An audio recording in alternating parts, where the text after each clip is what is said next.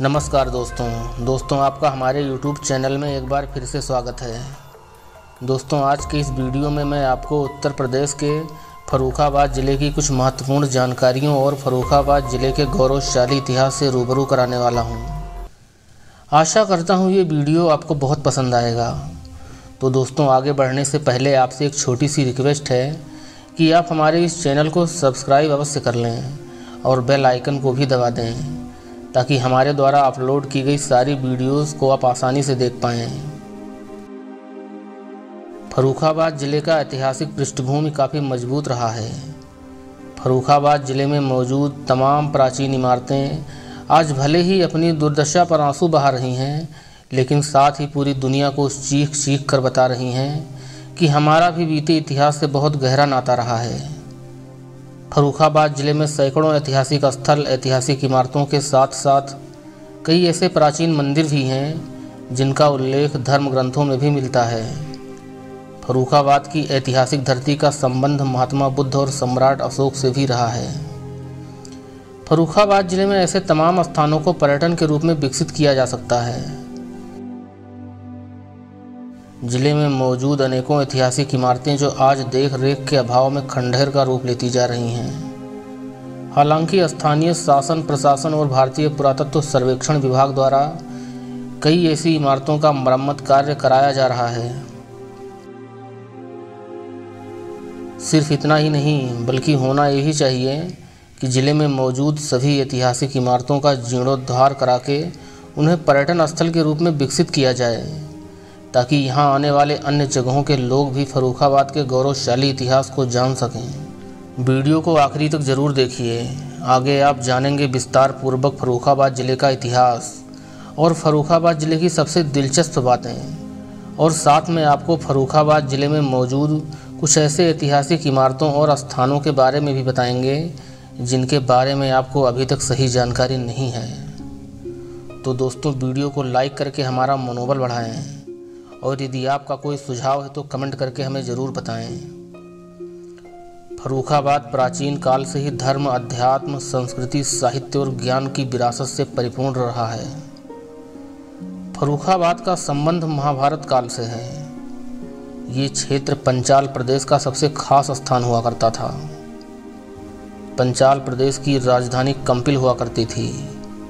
कंपिल जो वर्तमान समय में फर्रुखाबाद ज़िले में ही स्थित है। यहीं पंचाल प्रदेश की राजधानी कंपिल में राजा द्रुपद की पुत्री द्रौपदी का स्वयंवर भी हुआ था। द्रुपद पंचाल प्रदेश के राजा थे और उनकी सेना की एक विशाल छावनी शहर में ही मौजूद रहती थी।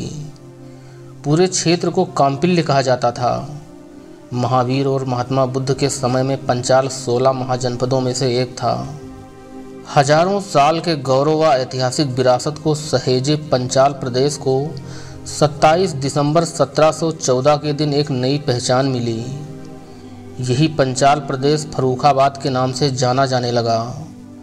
उस समय यहाँ पर शासन कर रहे थे नवाब मोहम्मद खान बंगश, जिन्होंने फर्रुखाबाद को नए सिरे से व्यवस्थित किया और फिर दिल्ली के तख्त पर बैठे तत्कालीन मुगल शासक फर्रुखसियार के नाम पर इसका नाम फर्रुखाबाद रखा। भारत में अंग्रेज़ों के आने के बाद अंग्रेज अपनी कूटनीति और राजनीति के माध्यम से सभी छोटी बड़ी रियासतों को अपने अधीन करते चले गए। जिन्होंने आत्मसमर्पण नहीं किया, उन राजाओं और नवाबों को अंग्रेज़ों ने बलपूर्वक आत्मसमर्पण करने के लिए मजबूर कर दिया। तमाम राजाओं और नवाबों का तो नामो निशान तक मिटा दिया गया। उनके पूरे खानदानों को अंग्रेज़ों ने मरवा दिया। यही हाल फर्रुखाबाद के नवाबों का भी हुआ। उन्हें स्वाभिमान प्यारा था, इसलिए उन्होंने अंग्रेज़ों के सामने घुटने नहीं टेके, बल्कि अंग्रेज़ों के खिलाफ खुलेआम बगावत कर दी। देश की आज़ादी में फर्रुखाबाद की अहम भागीदारी रही थी, जिसे कभी भुलाया नहीं जा सकता है। फर्रुखाबाद ज़िले के लगभग 161 स्वतंत्रता सेनानियों ने देश की आज़ादी के लिए अंग्रेज़ों का मुकाबला किया और जेल भी गए। इनके नाम आज भी फर्रुखाबाद नगर पालिका विश्राम गृह में फ़ोटो के साथ लगाए गए हैं, जिन्हें आप देख सकते हैं। अंग्रेजी शासनकाल में फर्रुखाबाद में गंगा नदी के किनारे एक बहुत बड़ा बंदरगाह हुआ करता था।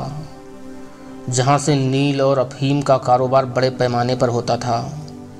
यह स्थान वर्तमान में विश्राम घाट के नाम से जाना जाता है।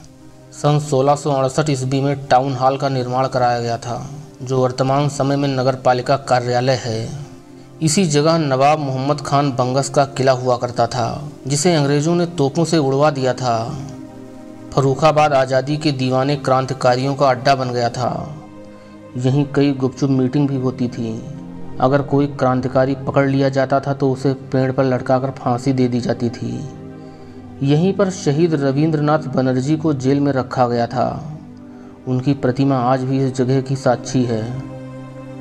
फर्रुखाबाद की धरती पर सन 1940 में सुभाष चंद्र बोस ने लोगों के बीच जाकर जनसभाएं की थीं और आज़ादी का नारा दिया था।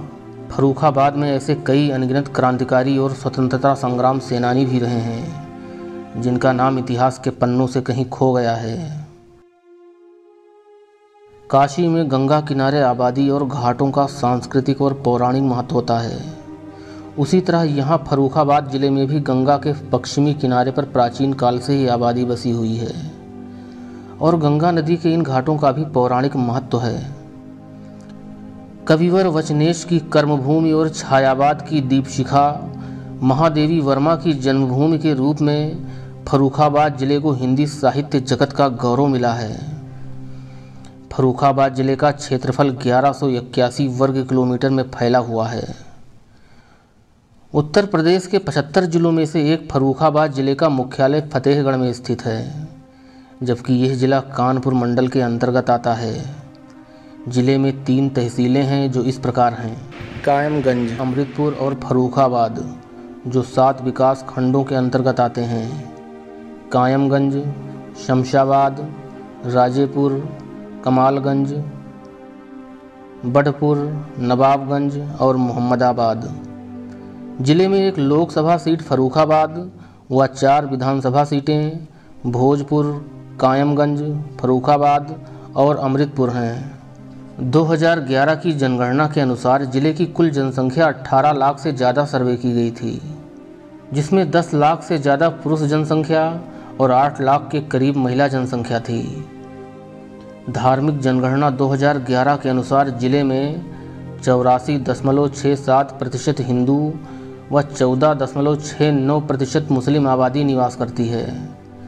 बाकी 0.64% में अन्य धर्मों को मानने वाले लोग रहते हैं। 22% आबादी शहरी क्षेत्र एवं बाकी आबादी ग्रामीण क्षेत्रों में निवास करती है। जिले में गंगा, रामगंगा एवं काली नदियाँ प्रवाहित हो रही हैं। फर्रुखाबाद जिले की अर्थव्यवस्था मुख्यतः खेती किसानी पर ही आधारित है।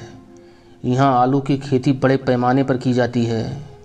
फर्रुखाबाद जिले का आलू पूरे देश में प्रसिद्ध है।